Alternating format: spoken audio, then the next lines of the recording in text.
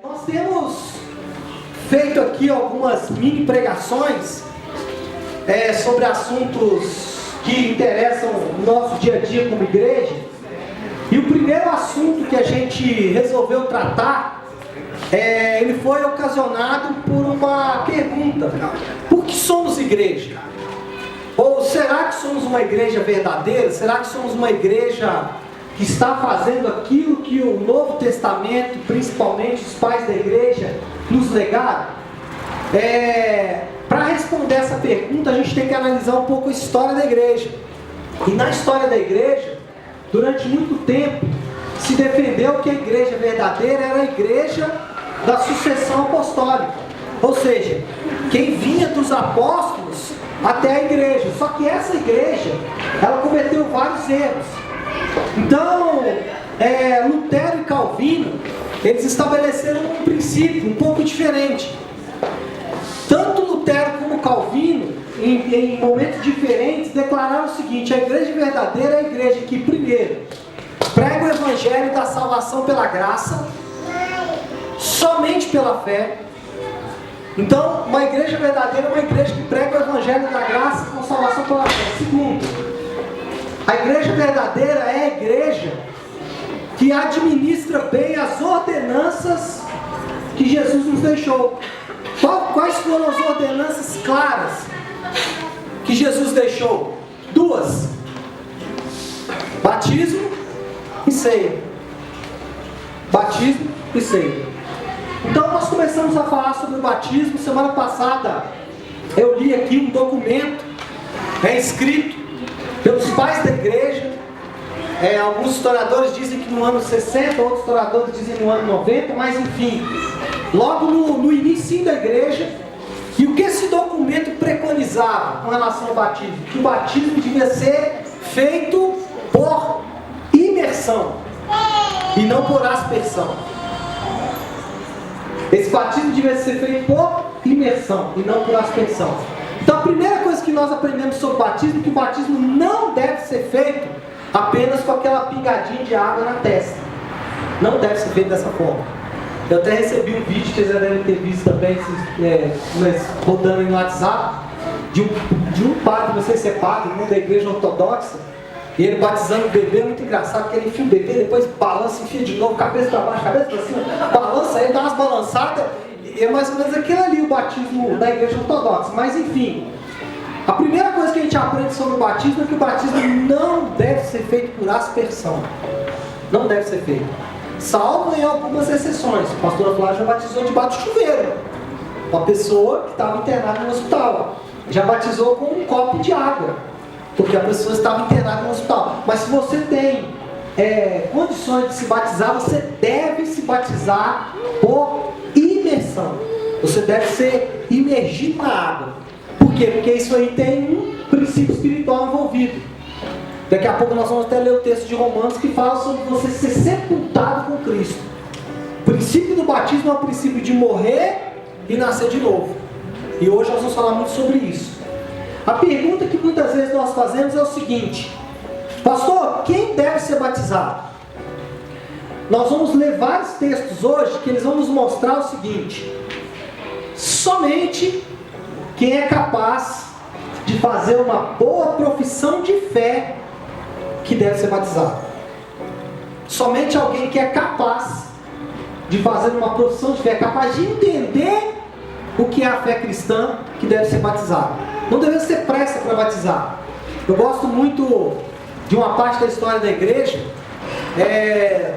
Logo no século II, os cristãos eles tinham tanto temor com relação ao batismo, e eles eram tão ascéticos, tão apegados à sã doutrina, apegados a uma vida cristã verdadeira. Deixa eu só até fazer um parênteses aqui. Nosso imóvel que a gente estava olhando para alugar não vai acontecer, irmão. Sabe por quê? Porque o dono do imóvel não aluga para crente. Sabe por quê? Ele não confia em crente. Nós falamos com ele assim: não, mas nós vamos dar a nossa palavra. Falou assim: a palavra de vocês e lixo é a mesma coisa. Ele não falou isso, mas deixou nas entrelinhas porque não quis alugar para a gente. Por quê? Porque não confia em crente. Bom, fecha esses parênteses, voltando a falar lá dos antigos da igreja, do século II. Eles tinham muitos que se deixavam para batizar nos finzinhos da vida. Porque havia uma cultura, havia uma prática que dizia o seguinte: depois do batismo você tem direito a apenas um pecado. Depois do batismo você tem direito a apenas um pecado. Se você batizou e pecou, no segundo não tem mais jeito para você. Da Aparecida do Norte. Então, é claro que, debruçando as escrituras, isso não tem valor nenhum. O que eu estou querendo destacar é que às vezes a gente tem pressa para batizar as pessoas e a pessoa não entende o que está fazendo. Olha só os textos que nós vamos ler. Está aqui projetado, mas se você quiser, vamos ler. Eu vou ler bem rápido. Depois eu posso passar para vocês. O primeiro texto é Marcos 16:16. É um texto bem conhecido, fala assim: quem crer e for batizado. Então qual é o primeiro passo? Crer. Aí eu pergunto para você, uma criança é capaz de crer? Como que uma criança vai crer? Um bebê, uma criança, sei lá, 3, 4 anos. Como você vai ensinar, apesar de meu filho aceitou Jesus com 4 anos, mas normalmente é difícil você ensinar para uma criança o que é salvação com 3, 4 anos. Você ensina de forma lúdica, como as meninas fazem no Kids. Mas a ponto dela crer para ser batizada, eu não acredito. Então, se você não creu e foi batizado, eu não sei até que ponto tem validade o seu batismo. Olha o segundo texto. Atos capítulo 2, versículo 41. Então, os que aceitaram a palavra foram batizados. Percebe? De novo, a ordem: aceita a palavra, é batizado. Mais uma vez eu pergunto: como eu posso batizar uma criança que ela ainda não aceitou a palavra? Ou até uma pessoa, eu já vi isso muito em igrejas evangélicas. A pessoa estava lá, aceitou Jesus hoje, já era batizado. Mas como assim? Ele não sabe o que está fazendo ainda. Qual o valor que tem? Para que essa pressa? Para que essa pressa? Olha lá, mais um texto. Atos capítulo 8, versículo 12. Quando, porém, deram crédito a Filipe, que os evangelizava a respeito do reino de Deus e do nome de Jesus Cristo, iam sendo batizados. Percebe? Primeiro, o que eles fizeram? Deram crédito a Filipe, que os evangelizou. Depois que deram crédito a Filipe, que os evangelizou, iam sendo batizados. Mais uma vez, a ordem é mantida. Mais uma vez, a prática é estabelecida. Primeiro você crê, primeiro você aprende, depois você é batizado. Aí alguns podem dizer: pastor, mas isso aí foi no mesmo dia. Não há evidências de que foi no mesmo dia.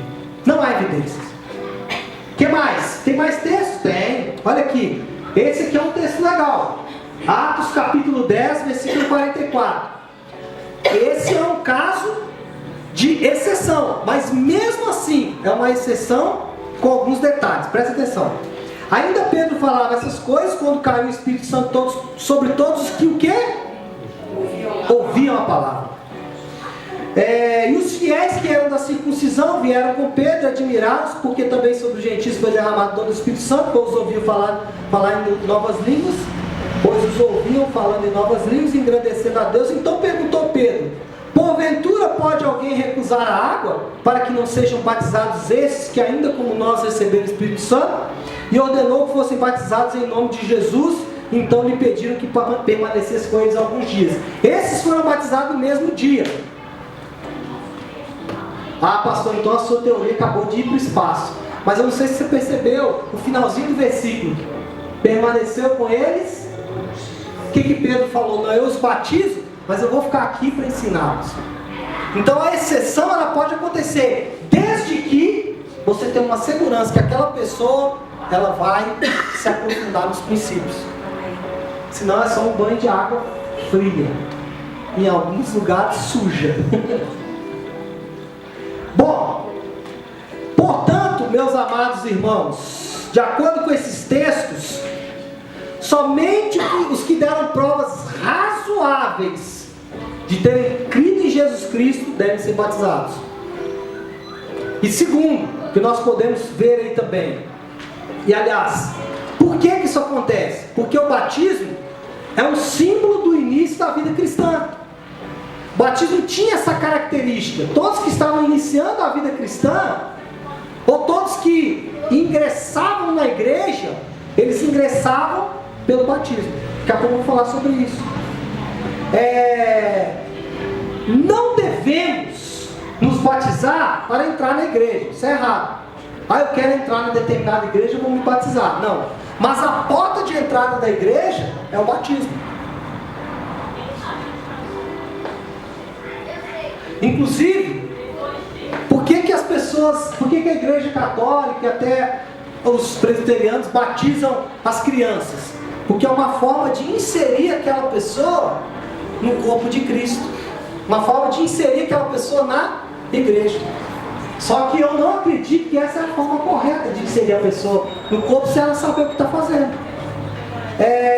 Eu vou dar mais um exemplo de que como que a igreja usava o batismo como porta de entrada. Olha o que Paulo fala no versículo 41 de Atos 2, que nós já lemos.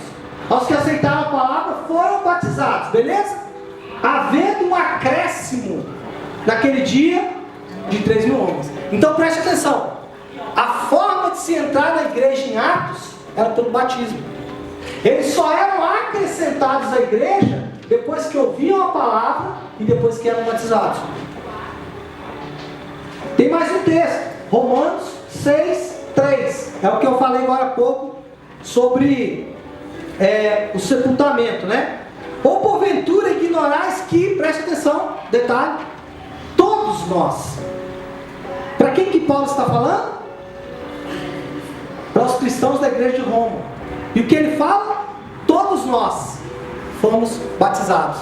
Ele não fala assim, e nós da igreja que já fomos batizados, não, ele fala, todos nós que fomos batizados. Então ele está falando o seguinte, para fazer parte da igreja, eu estou falando para aquele que automaticamente já tem que ser batizado. Se não é batizado, ainda não faz parte desse corpo. Aí ele continua dizendo, pois fosse sepultados com ele na morte pelo batismo, que é o que eu falei. O batismo tem essa ideia de você morre com Cristo e depois ressuscita. Bom, o batismo consciente em uma pessoa com uma boa e segura confissão de Cristo, de acordo com todos esses textos, o batismo de uma pessoa consciente com uma boa e segura confissão de Cristo é a forma neotestamentária de inclusão de novos membros na igreja. Batismo consciente de pessoas convertidas com uma boa e segura confissão de Cristo é a forma do Novo Testamento para incluir as pessoas na igreja. Agora, o batismo não pode ser a formatura de um curso. Eu falei semana passada. O batismo também não pode ser apenas uma entrada, como eu vou dizer, leviana da pessoa na igreja. Não, ele tem que ter consciência do que ele está fazendo. Ele tem que saber que ele está de forma pública e externa manifestando a sua fé em Cristo. Amém? Bom, na semana que vem eu vou falar um pouquinho sobre como que a igreja católica encara o batismo, como as igrejas presbiterianas ou igrejas que fazem o chamado pedobatismo, batismo de criança, encaram o batismo, e como nós, aqui como igreja nave, que é uma igreja que tem uma boa formação batista, por causa desse que nos fala, como nós temos encarado o batismo. Amém?